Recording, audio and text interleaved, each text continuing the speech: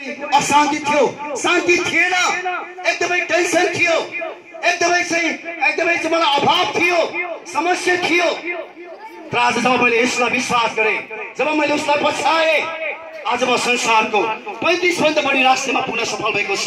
आज विभिन्न मानिसहरूको बीचमा पुग्न सफल भएको छ प्रियहरू।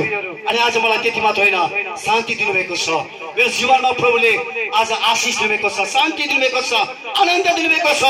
आज तपाईहरु जतिजना निराश हुनुहुन्छ, यदि तपाई कोही चिन्तामा छन्, यदि तपाई चाहिँ परिवारदेखि, समाजदेखि, आफ्नो साथीभाइदेखि, तपाई यदि पढाइदेखि, आफ्नो व्यवसायदेखि समस्यामा छ भनेदेखि आज येशूले तपाईको जीवनमा तपाईलाई शान्ति दिन चाहनुहुन्छ, तपाईको रोगलाई निको पार्न चाहनुहुन्छ, तपाईको जीवनमा नयाँ काम गर्न चाहनुहुन्छ।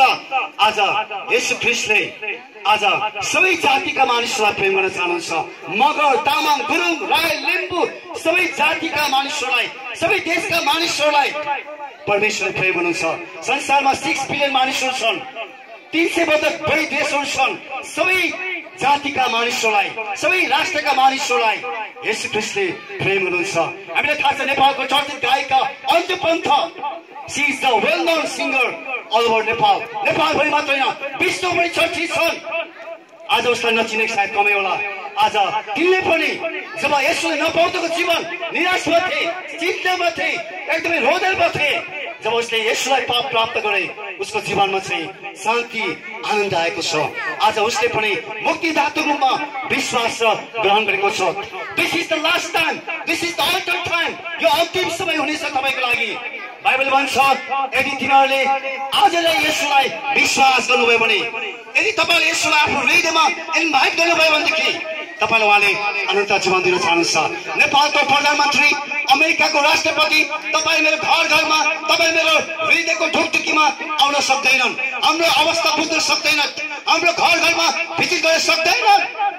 तर आज एकजना यस्तो व्यक्ति हुनुहुन्छ जसले तपाईले मेरो घर घरमा भिजिट गर्न सक्नुहुन्छ, तपाईले मेरो हृदयका कुरो जान्न सक्नुहुन्छ, तपाईले मेरो समस्यालाई बुझ्न सक्नुहुन्छ, तपाईले मेरो रोग बिमारलाई निको पार्न सक्नुहुनेछ हुनुहुन्छ। उहाँ चाहिँ येशू ख्रीष्ट। आज येशू ख्रीष्ट बाइबलमा लेखेको छ उहाँ चाहिँ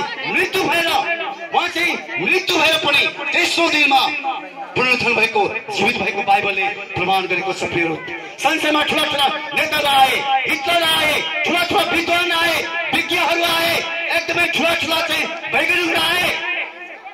उनीहरू मरेर गए, तर उनीहरू आफैलाई पनि बचाउन सकेनन्।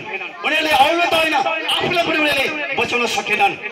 संसारलाई उथल पुथल पार्ने मानिसहरू, संसार विश्वलाई हात्ने मानिसहरू आए, आफू पनि सिद्धिए, तर उनीहरूले अरूलाई बचाउन सकेनन्।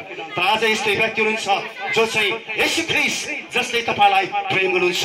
तपाईले उहाँलाई गाली गरे पनि, तपाईले उहाँलाई चाहिँ इन्कार गरे पनि भन्नुहुन्छ, भाइ बहिनी आई लभ यु, म तिमीलाई प्रेम गर्नेछु, म तिमी कहाँ आउन चाहन्छु, के तिमी मलाई स्वागत गर्न चाहनुहुन्छ। प्रियहरू, आज तपाईको लागि अन्तिम रात हुनेछ। यो रातमा तपाईले येशू ख्रीष्टलाई आफ्नो हृदयमा इन्भाइट गर्नुभयो भनेदेखि अवश्य पनि उहाँ तपाईको हृदयमा बास बस्न चाहनुहुन्छ। तपाईको ढुकढुकी बस्न सक्नुहुनेछ। तपाईको हरेक प्रकारको